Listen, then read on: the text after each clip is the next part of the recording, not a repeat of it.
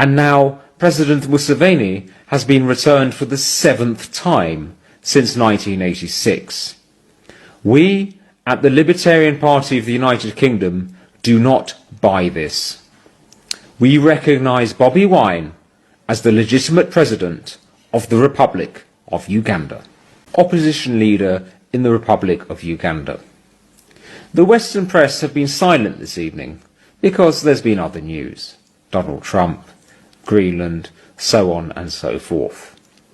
It is incumbent upon every libertarian, every believer in democracy and freedom to call out authoritarianism wherever it may be.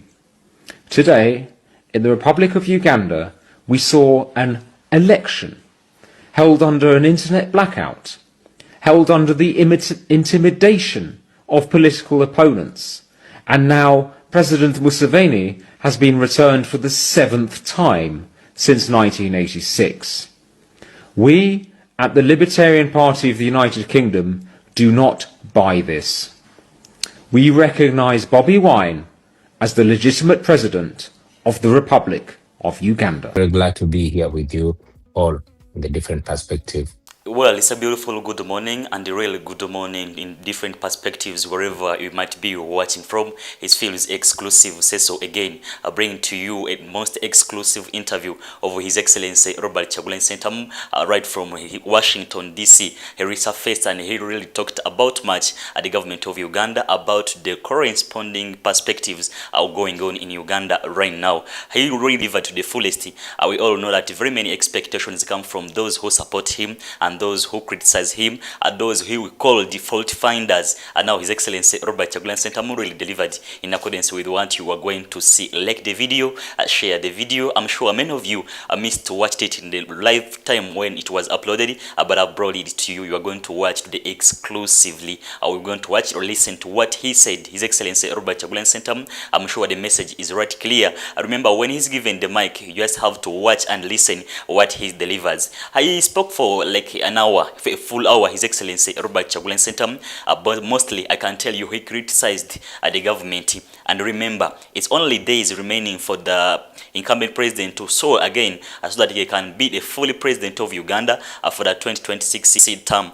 So on the 12th of this very month, May, he will really be the full president of this country. So His Excellency Robert Kyagulanyi Ssentamu is claiming that what was announced is not the real results, as they have the DR forms, Excellency Robert Kyagulanyi Ssentamu and the National Unity Platform Party. You're going to watch to the fullest. His words were not really friendly and kind to the General Museveni and the government incumbent. You're going to watch and see what His Excellency Robert Kyagulanyi Ssentamu really delivered. Let me give it to you, or we watch it together, but I'm telling you it's a must-watch video. You have to watch it to the end and see what His Excellency Robert Kyagulanyi Ssentamu delivered, how he answered the questions that were asked to him by Paul. You're going to see fire coming out of him. Let's watch together and dive into this video. Either walabye bukiripo obutambula oba yonna wagirabye n'ogimalayo. Okitegeera ne ku mulundi guno ekyenjawulo ffenna president yatuwadde.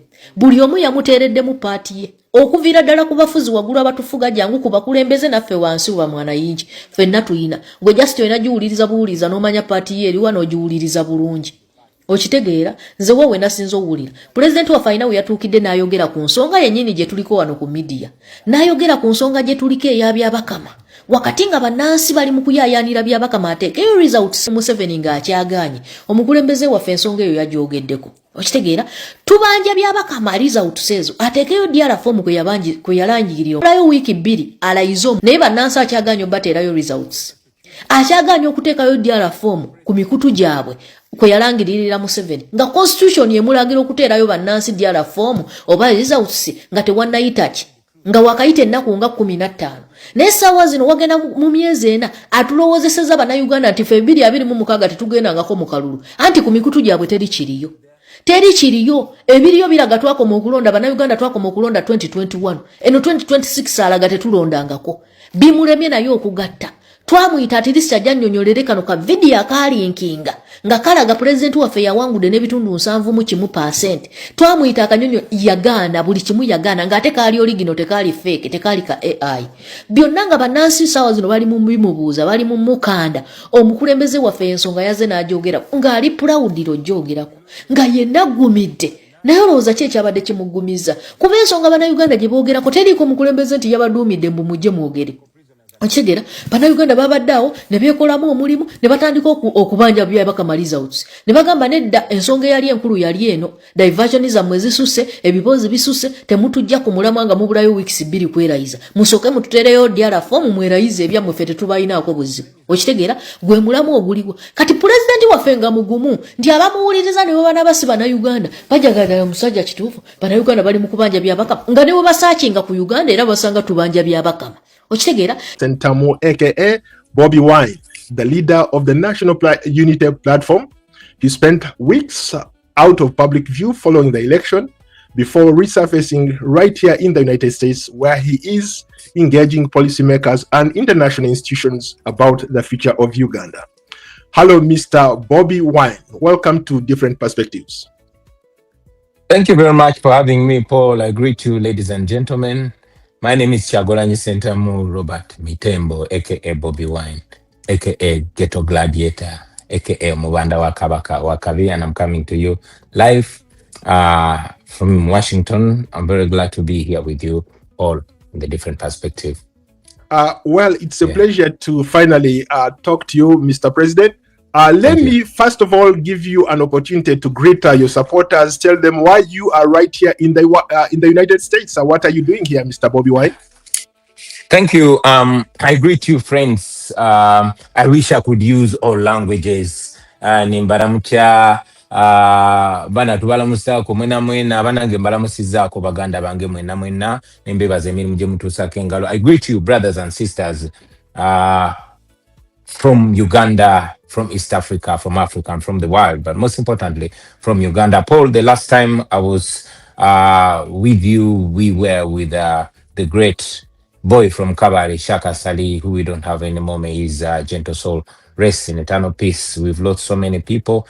We've lost Edith Katende Mufumbiro, our lovely sister, was an anchor not only to her husband, Alex Wise Mufumbiro, our deputy spokesperson, but to all of us, the friends of their family. Unfortunately, wasn't able to even lay her to nurse her. She was sick on a sick bed, let alone lay her to rest. But we pray for him.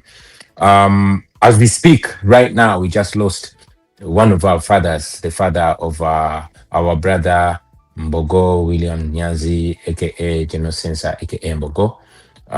We pray for you. We stand with you, brother Mbogo.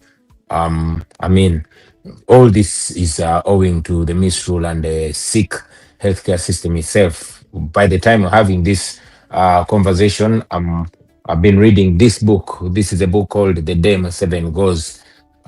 Reflections, questions, fears, and hope. But the author of this book was shot dead last week in Kawanda by gunmen, the same guys that killed Chirumira, the same guys that killed Kawese, the same guys that tried to kill Katumba Amala, same guys, regime guys. Yeah, tough times. I'm speaking to you from Washington, not because I want to be here, but because I ran away from my motherland to save my life as I was being pursued by the Ugandan military and the entire security, all Uganda security under the orders of General Museveni's son, who is also chief of our defense forces. So many people have been killed, abducted, tortured, and incarcerated in that line. As we speak right now, our sister, Fauzia Natabi, who we fondly call Mama Cheyune, the wife to my personal political assistant, just returned from jail. She was abducted and was missing for 37 days. Grave things were done to her, like all women. As we speak right now, our sister, who we fondly call Blue Tick, is still missing. She was picked from the vigil of our sister Edith Katende Mfumbiro, and up to now she's missing. Nevertheless, we are still hopeful, we are still strong, we refuse to give up. We say that we are going to fight and get our freedom, or die trying to get our freedom. We are speaking on the backdrop of another rigged election, another joke of an election, where, as you know, the military took over and all manner of atrocities were committed against the people of Uganda. Live on camera, but we are here. We are here because we continue to empower our people, to charge them, to mobilize them. When I left Uganda, I made it to the US. Of course, you all remember we had an election on the 15th, but as soon as I cast my vote with my wife and returned home, we were surrounded by the military. And then following they raided, but I made it out of home without their knowledge. Of course, they continued searching for me to no avail until on the 23rd when they raided my home, tortured my wife and family, stripped them naked and humiliated them. Of course, Mohozi was to later tweet her picture subjugated in her own house and made to sit down. But all that are signs of weakness, not strength on their part. Nevertheless, we are here. I could go on and on and on and that. It's a sad intro.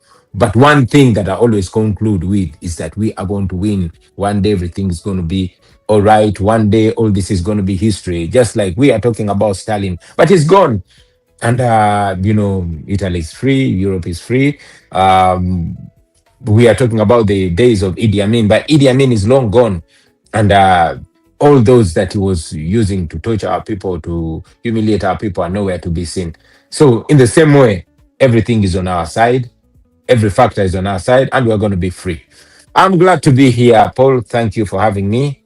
And I pray that we have good conversations here. Terrific. Thank you so much for giving us that background. Now, let's get into the real deal here.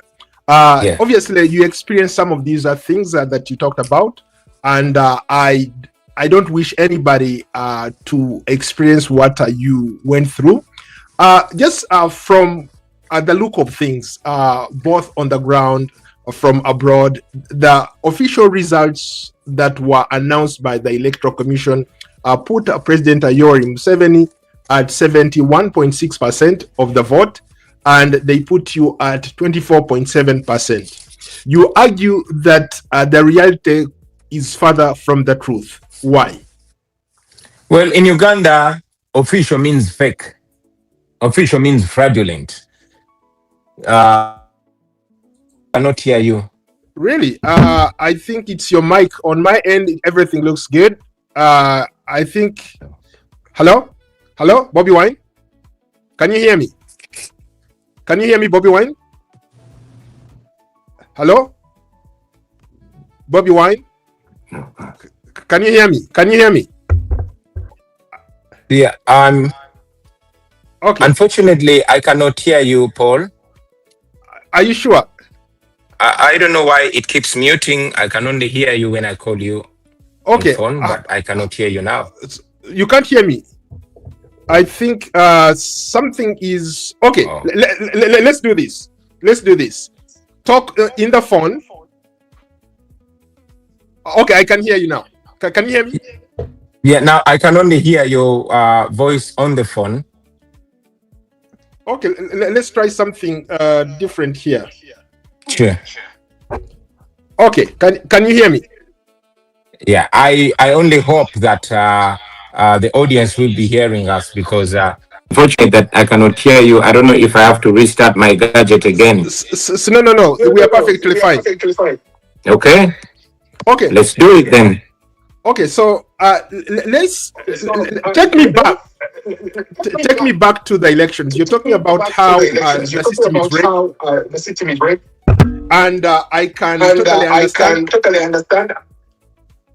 We have an echo now. Yeah, definitely we have an echo because I'm talking to you from a different gadget.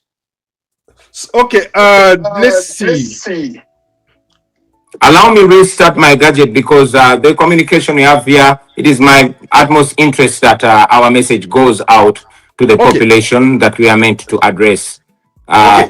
So I beg your indulgence that I get to restart my gadget and so we can have the opportunity to speak to the people far and wide. My apologies. And I see Bobiwine is back now. Okay. Hello, Bobby.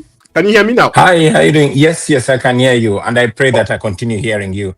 Okay, terrific. Okay, sure. So let's go on. So address the elephant in the room. Yes, in please. 2021, your party did very, very well. you surprised every single person. You pulled off the imaginable. In 2026, you fell short of that. Your party fell short of that. How do you square that? Paul, you cannot say the election of 2026 was an election. Not even 2021. This was a military operation. You saw how the military took over. You saw how even where our candidates won at every polling station, but the one that came third or even fourth was announced winner simply because they were NRM. I'll give you cases of Nakawa, where Alex Wise from Mufumbiro won almost every polling station, cases of Kampala Central. It can go on and on and on. So this was not an election to write home about. You know, Mr. Byabakama declared results that were non-existent. The whole idea was this. I mean, up to now, there are demands of the Electoral Commission in Uganda to upload the declaration of result forms, the DR forms, on the internet, but they have not, because they know that the results were just cooked up. They were not genuine. Therefore, I mean, whatever they announced was not anything realistic or anything to relate with what happened on the ground. Mr. Bobiwine, in fairness to the Electoral Commission, I reached out to the spokesperson of the Electoral Commission, and he declined to comment, but he said that the Electoral Commission only deals with matters leading up to the elections. Anything after the election has to be handled within the quota system. How come, if there are those discrepancies, you and your team or your party members did not choose to go to the courts, but rather instead you chose to boycott the court system? What courts are you talking about? A court that is presided over by a Chief Justice who was sworn in at Museveni's private farm? Is that the court that you're talking about? The justice system, the judicial system in Uganda is a shadow of itself. It is a joke. So going to court, especially at the presidential level, would be just another matter of legitimizing the illegitimate regime. You know, you saw what happened in 2021. We went to court, but Owinyi Doro, the then Chief Justice, showed it to all and sundry that the judicial system in Uganda was in the armpits of the regime. But again, the new Chief Justice, who was appointed and sworn in at Museveni's private farm, went further to show you that you cannot expect any judicial justice from the court system in Uganda. This is a judicial system that will throw you minor petty victories to give you an illusion of justice, but it's not there. That is why we did not want to deceive ourselves going to court to challenge General Museveni, who appointed the Chief Justice. And now, how would you expect a Chief Justice that has been sworn in from the man's private farm to adjudicate fairly over a matter where he's appointing authority? Is the defendant? No. How about the people who, for example, they're members of the opposition who have gone to court and they have had their victories, who had lost and have had their victories reinstated? I told the people of Uganda some time ago that they should not be fooled by the small victories that they give them, because those people that give them these small minimal victories are the ones that stole our major victory in the first place. However, I did not discourage them from going to court. Why? Because winning the case is not the main agenda, but sometimes exposing the regime, exposing all these institutions of state as completely captured, sometimes is the agenda. We went into the election of 2021 and also of 2026, not because we expected to be announced, but because we wanted to make it clear to all and sundry that this is a completely rigged system. Bobiwine, you are a hugely popular guy in Uganda. Young people love you. I've seen you move around across Africa. People talk about you. They say how you could be the future leader of that country. What makes you tick? Am I tick? What makes you stand out? What makes you stand out as a young opposition leader? Paul, first of all, I'm not young. I wouldn't count a guy who's 44 a young person, But again, I don't want to be the marking scheme. I don't want to make this about myself. We have so many people that are thick, or even thicker than me, if that word exists. So let's not make this about myself. I'm just one of the many Ugandans that want to use their loud voices to advocate for what is right. It should never be about me, because if we make it about me, then my imperfections will also be judged on this struggle. I'm just one of the many Ugandans that also have flaws, I just want freedom. I just stand for what is right with my, strength and weakness.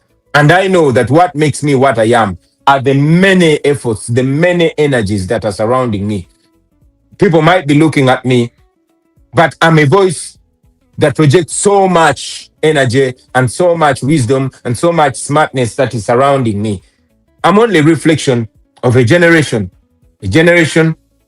that has been cheated, a generation that is angry and that is hungry.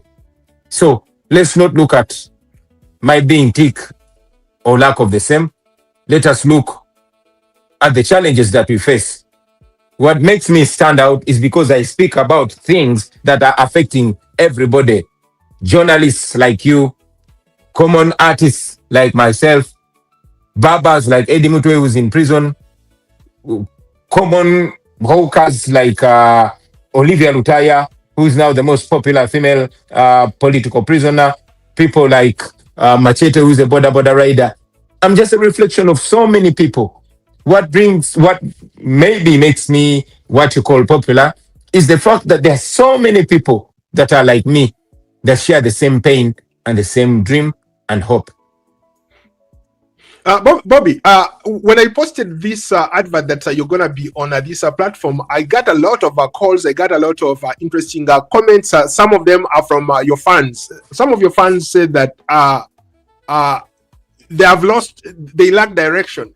They wonder if you are going to go back to Uganda. They wonder if you are still their leader. How would you respond to those people?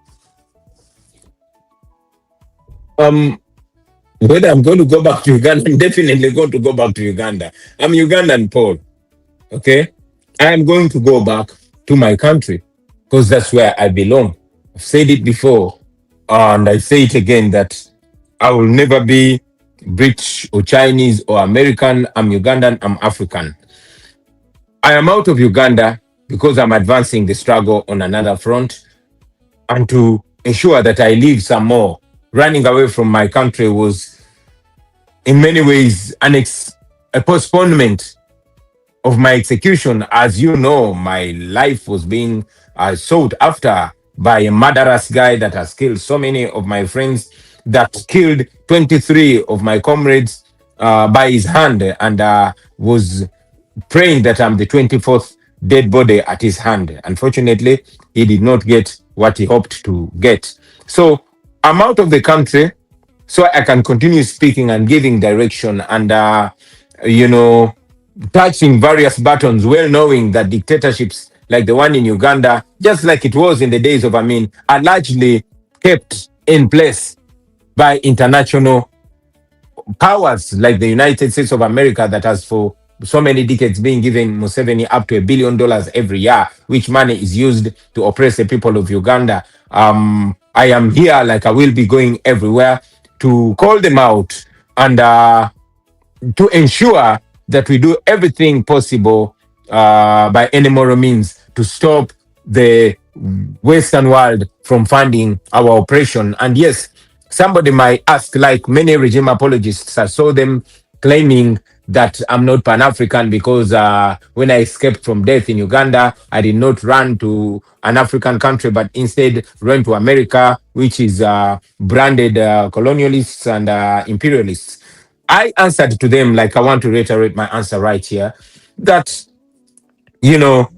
in yesteryears, when our fathers and grandfathers were fighting for freedom, they would just cross the border. In the days of Idi Amin, they would cross to Tanzania and they would be safe. They would cross to Kenya and would be safe. But lately, the dictatorship in Uganda has been, exported to various places. That's why abductions are rampant in Kenya and Tanzania and other countries. Dr. Kizza Besigye, the opposition icon and inspiration to so many of the people in my generation who was the opposition leader before myself, was abducted from Kenya by Ugandan forces, driven across the border in a car boot, at the watch of the Kenyan security. And now he was charged in a kangaroo military court. Many people, you saw what happened to Boniface Mwangi in Tanzania, saw what happened to our sister Agatha Tuhere, and many, many others. So, countries around East Africa were no longer safe for us. And yes, you could not go there and demand that the East African community or the African Union prevails, as you know that many of them have been reduced to clubs of presidents. And because I also know that Museveni gets his bloodline, his energy, his survival from these countries that profess to be democracies, then it was necessary to bring it to them and tell them to stop sponsoring our oppression, to stand by the values that they profess: democracy, the rule of law, and human rights.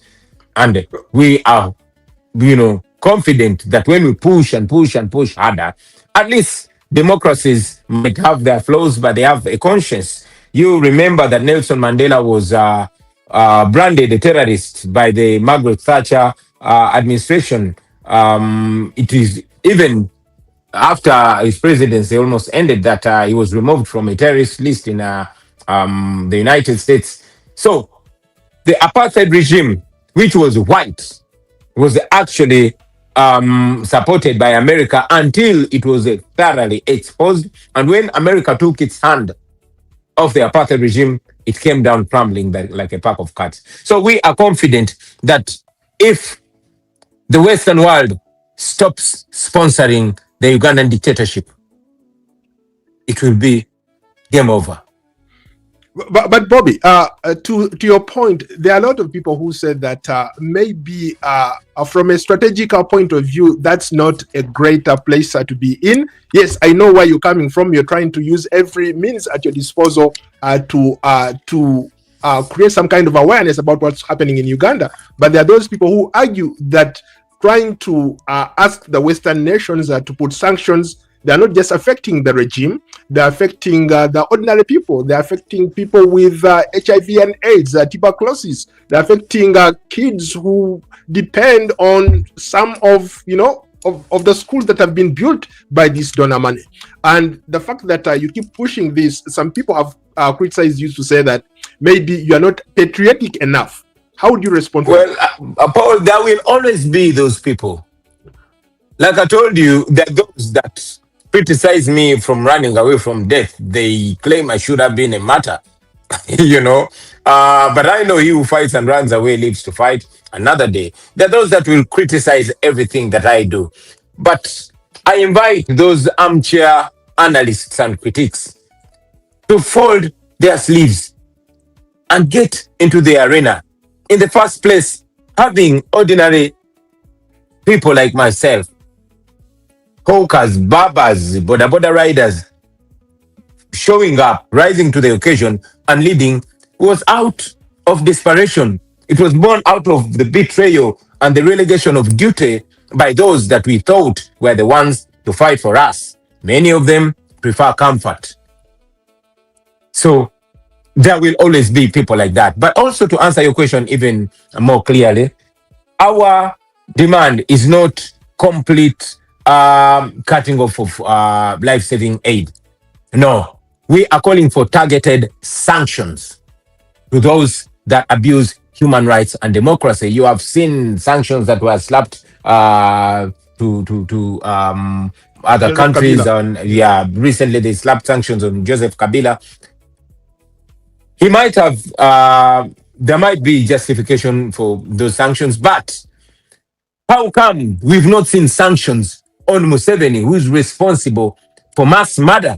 How come we don't see sanctions on Muhoozi, who tortures people for fun and is not shy to admit he tortures people live on social media? Comes out and tweets about, he admits his atrocities himself. That is what we are demanding. We are demanding for targeted sanctions. The United States and Europe They have laws like the Global Magnitsky, which we call upon them to put them in effect, because the people that plunder our country actually invest in these countries. This is where they had their ill-gotten wealth, their stolen wealth. We want sanctions on them, because they are depleting our treasury. They are, destroying our education system, our healthcare system, because them and their families don't get education or healthcare from Uganda. We want them to be getting them from Uganda. And talking about, things like HIV/AIDS, as a journalist, I'm sure that you have seen in the past about the Global Fund and Gavi Fund scandal. The same money meant for our people that are vulnerable, those with HIV/AIDS and others, stolen by the powerful and mighty. So even the aid that is given to help our people is actually not helping our people, because it is being stolen by those that are in power. I wanted to go back to the point that you just made. Earlier, I talked about the issue of plausible deniability, meaning that I can deny because I'm not actually, I'm using other people to say what I'm saying, right? For example, you talked about President Museveni, you talked about his son. Those people could deny because they're not physically involved in the acts that you alluded to. They could say, I was never there and I've never done this. Or the person in the son of President Museveni could say, people could use AI to impersonate him to tweet some of these things. How would you respond to that? Well, they were, and he might be evil, but you'll give it to Museveni that for a long time, he has been smart. He has always had cat pals. He has always had people that he uses and later on dumps. People like Kakoza Mutale, people like Kale Kaihura, who have been sanctioned for the atrocities of Museveni. People like Erweru, who have carried out Museveni's illegal and brutal orders. He has always been smart. But for us among the Baganda, our tradition teaches us that we have a spirit called Bwanika, or Emandwa ya Bwanika, which will ultimately expose you, and we are glad that that is working, because his son Muhozi, who is clearly his heir apparent, does not pretend about the atrocities. He commits them and owns them up and communicates proudly about the same. So it is no longer deniable. And even Museveni's age, back in the day, when he was still agile, when his mental faculties were still uptight, he was smart enough to hide them. But every once in a while, he gets the cat out of the bag. You remember when our brothers Nicholas and Bob Njagi from Kenya were abducted, and the police denied abducting them. The military denied owning them, and they were held for weeks in incommunicado detention, while every security institution denied them. But when Museveni came out, and thanks to age, he said, oh yeah, these Kenyan people, they were kept in the fridge. Boom! He let the cat out of the bag. I mean, when I was abducted and tortured to near death in Arua, everybody denied it. The military denied it. They tortured me so bad, but they denied anybody, including my family, access to me until they had injected me with steroids and to reduce the swellings and to kind of hide the beatings. But months later, Museveni was to come out while he was addressing police and as he was passing them out, and said, yeah, that man was beaten very properly. So you might not be very religious like many people, but you will agree with me that God is on our side, and he always reveals our enemies to the world. Not that I'm trying to defend, because those guys are not here to defend themselves. I have to play that role. I want to make sure that we don't get in trouble. Just for clarity, There are a lot of fake accounts. There are a lot of fake accounts. I've seen a million fake accounts in Mhozi's name. I've seen a million fake accounts in your name. Even me, there are so many fake accounts in my name. So sometimes what we see online might not be what is the truth. But that being said, go ahead. Yeah. I'm sorry. As you continue, I'm also sure that you know that a verified account has a blue tick, right? And you know that you have seen it before. That when my bodyguard Eddie Mutwe went missing, the same official platform of the Chief of Defense Forces released naked pictures of Eddie Mutwe and said he's in his basement, learning Bunyankole. When my house was raided, and many people were denying it, later on, Muhoozi was to release a picture of my wife with soldiers standing over her with guns and owned up raiding my house. So, by virtue of that, I'm sure you can no longer say that that was a fake account. Again, I'm not a lawyer or I'm not an expert in that space, but I just wanted to make clear that in some cases, you have so many fake accounts out there. There's a point that you in made some earlier. cases, not in this case, Paul. Yeah. Thank you. Okay, very good. Well, there's a point that you made earlier, and it reminded me of a great philosopher by the names of Victor Hugo. Victor Hugo once said that an idea whose time has come, you cannot stop. Yeah, you cannot stop it. In your particular case, you have a very strong movement. The NUP is arguably one of the strongest movements or political parties in Uganda. What's the way forward? Thank you, Paul.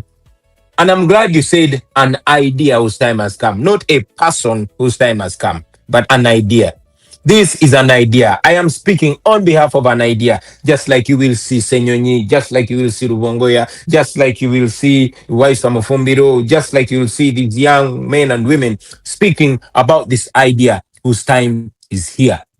This idea cannot be stopped and will not be stopped. The way forward is always not giving up. Not giving up, continuing to push for what is right, continuing to encourage the people, continuing to resisting by any means necessary. On our side, we are non-violent. We decided to use the politics because, we are fighting against a military dictatorship that has entrenched itself for 40 years, that took power violently by force of arms, that was aware from day one that it does not have the popular support. Museveni has never won an election, not in school, not at any level, not even MP, not even in the 80s, as you remember, in 1980, as you remember. He got 1% of the vote in 1980. The election was debatable. That's debatable, Bobby. No. In fairness to the president, I think he has won a couple. There are some that are very questionable, but in fairness, Paul, I think he has won a couple. I am talking with facts. Yeah. I'm talking with facts. In 1980, we had DP, we had UPC, we had CP, and we had UPM. And Museveni came last with 1% of the vote. Semogere won the 1980 election.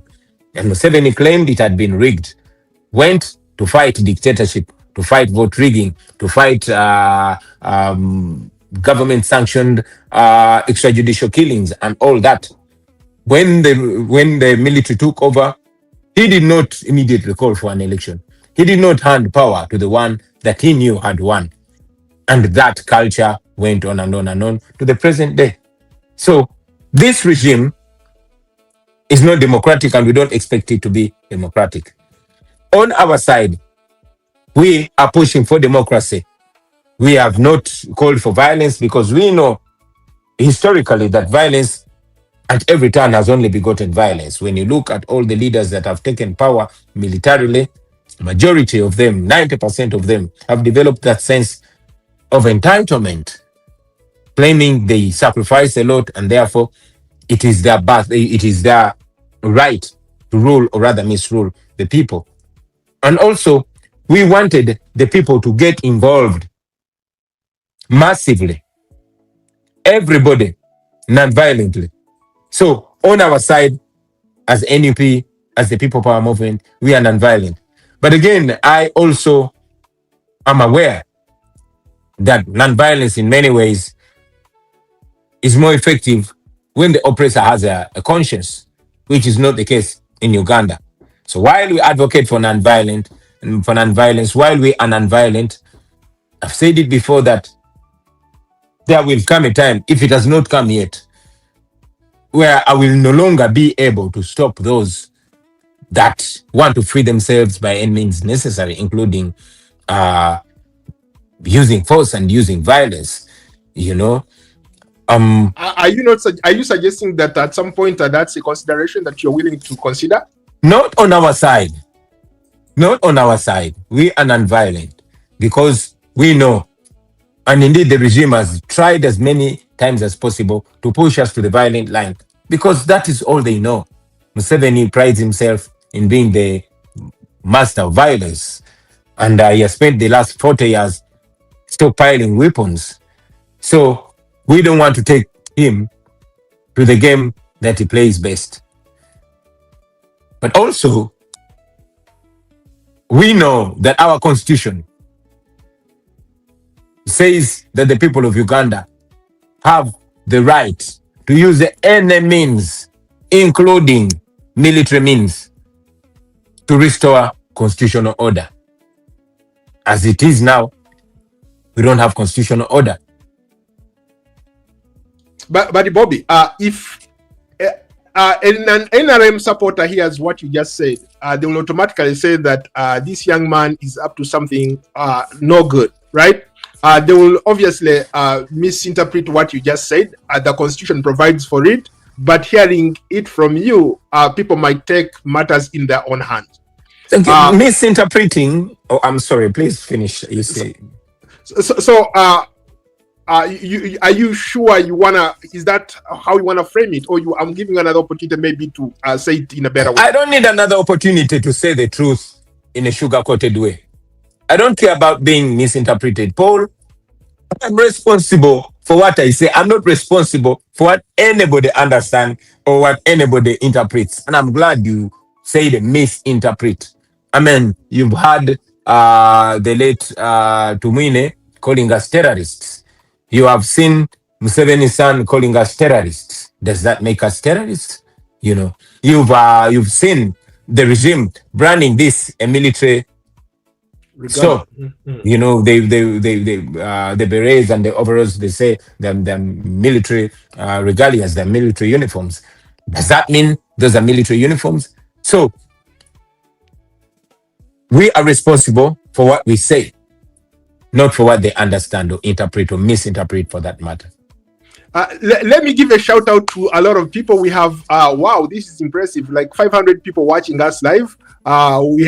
So for you who are watching us live, thank you so much. Please take a minute to like and subscribe to our channel, Different Perspectives. We are building a global brand and your support helps us amplify these voices like Bobiwine, providing a platform where both sides are heard and they are given an opportunity to explain themselves. If you value independent journalism like this, you can scan the QR code, use the links in the description below to support the Different Perspectives, or you can donate with your Visa, MasterCard, PayPal, Cash App, or Zelle.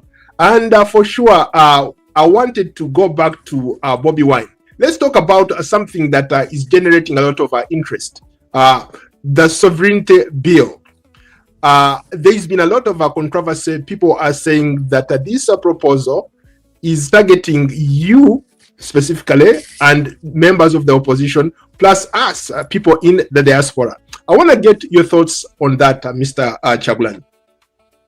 Well, while a law might seem or might be targeting one person at a particular time, believe me, eventually it will target or even affect many others. One writer said when they came for the Jews, I kept quiet because I was not a Jew. They came for the blacks, I was quiet because I was not black. But when they finally came for me, there was nobody to speak for me because everybody had been taken. The same way, you remember the POMA, the Public Order Management Act, when it was still a bill, it was presented by Amama Mbabazi. It was targeting Dr. Kiza Besigye. And everybody else thought, oh, it was all right. Until it eventually clamped down on the framer himself. So the same way, I'm very glad that it generated a lot of traction. But one important thing that this so-called sovereignty bill revealed, it revealed that actually these voices that are supposed to be moral voices have always been there, and they see what happens. The religious leaders, civil society, the academia, traditional leaders, name them. They have always been watching as people are abducted and they're silent.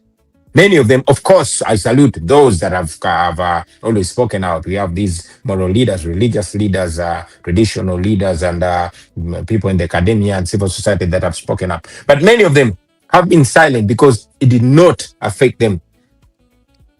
They forgot that what affects one directly affects others and all indirectly. They had always been quiet until a law that touches their money came. And suddenly they're like, oh, our church won't be able to receive money from abroad. Our institution is not going to be able to receive money from abroad. Maybe it had to take a law or a bill like that to shake them out of their slumber and remind them that they are Ugandans and they're equally affected, by these immoral and unjust laws. I'm glad that they spoke out, and I salute them. I salute the religious leaders. I salute the traditional leaders. I'm very proud that even our own Waka Waka wa Buganda came and spoke out against this law, because it was not going to affect only the NUP. Believe me, it would affect everybody else.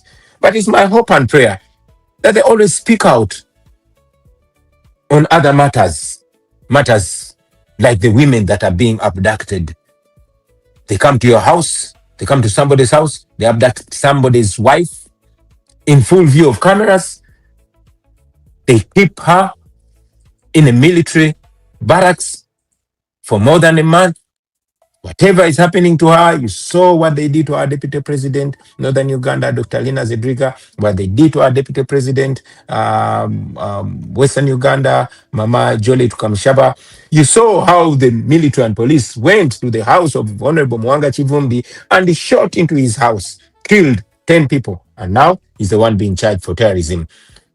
You saw how Natabi was abducted and kept for 37 days. And when she was brought back, her contraception had been removed from the military barracks. This is supposed to infuriate all these voices of reason. Sadly, silence.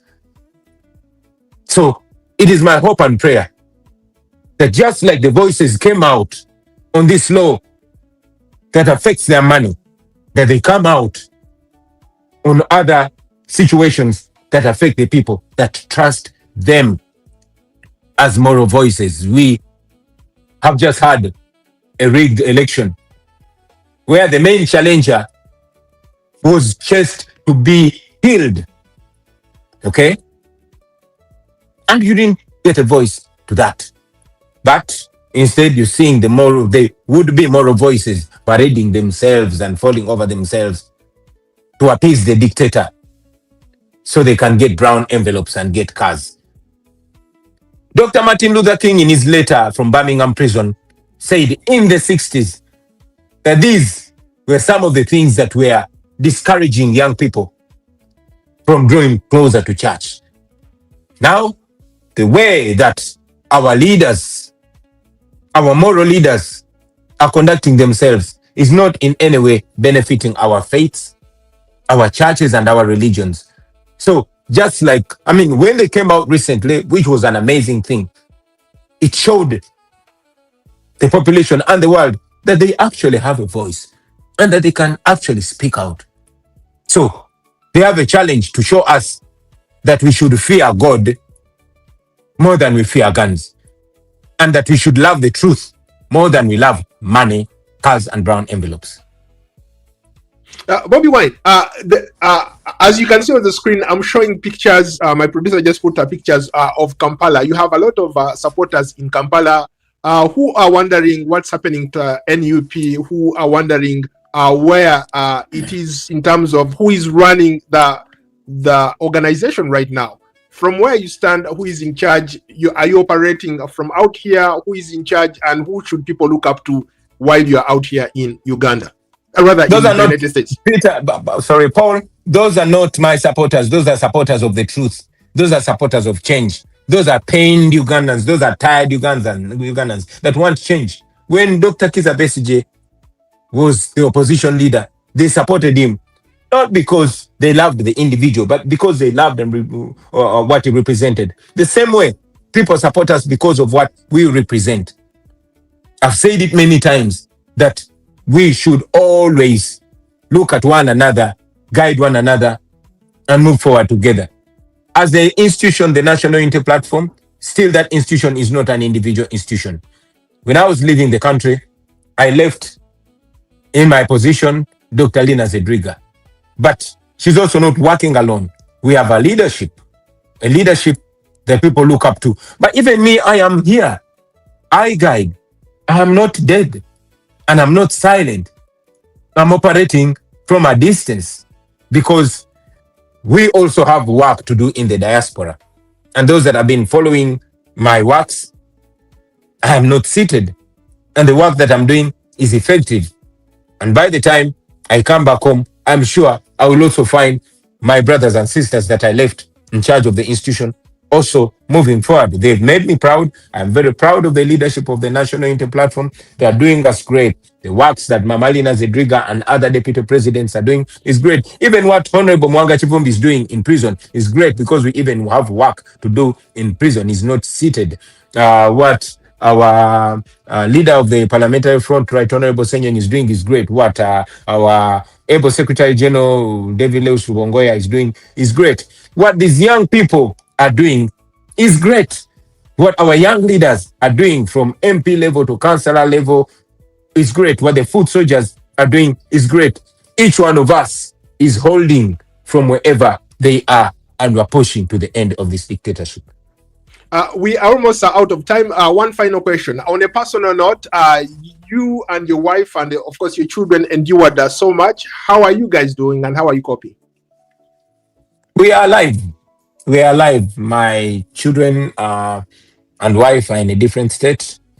I am here in Washington and I keep moving all over the states and all over the world because it is my intention to touch every button that weakens the regime. Like I told you, these military regimes, these authoritarian regimes get their energy and their support and their survival from the Western world. So we are here to weaken them. The agenda is to weaken the Museveni regime and ultimately cause its fall. There's no roundabout about that. There's no beating about the bush. We want to destroy the Museveni regime. We want to dismantle it, and we will. We will touch every button. We will reach out to everybody. We will use all legal and constitutional means on our side. But again, like I told you, we seem to have come to a part of not discouraging anybody from using any means to free us from that regime of blood and national shame. Any final thoughts to your supporters? The thoughts are not to my supporters. Don't support me. Support what is right. Don't look at me. Put a mirror and look at yourself. If you can't look at yourself, look at your children. Look at the oppressed people around you. This is not about me.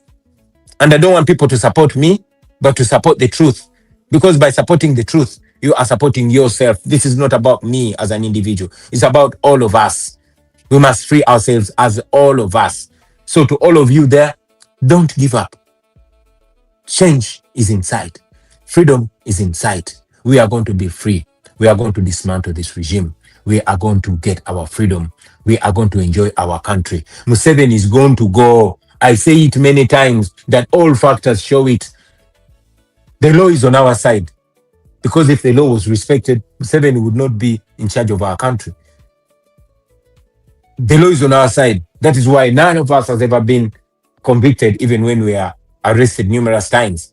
The political prisoners are being pushed to concede and accept the crimes they did not commit because they can't find any justification of convicting them. So the law is on our side. Time is on our side. Paul, time is on our side. We are the generation that is going to see change. And even God is on our side because God has never been on the side of injustice. So everything is on our side. Just don't give up. Don't lose hope. Believe me, so many terrible things are going to happen. Many will be arrested, tortured, maimed, killed. But in the end, we are going to be free. We are going to see freedom in our lifetime. All of you that are in the diaspora, you're going to get opportunity to come back home and enjoy your country. You know, all those that are in exile, they will return home in pride and confidence as Ugandans. When Museveni is gone, we are going to repeal all those stupid laws that are being passed. Never again will Ugandans need to fear the police or the military. The military will be guarding our borders and will be dignified. The police will not be playing politics, but it will be serving its noble duty of protecting citizens and their property.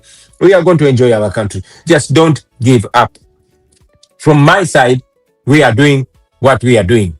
I salute all of you leaders, those that have not sold out, those that have stood for the truth. Don't give up. You are going to be proud of yourself one day. One day we shall hold hands and say, hallelujah, God has done it. I see that day coming. Don't give up, my friends. Temupoa, tugenda kuangula nawe.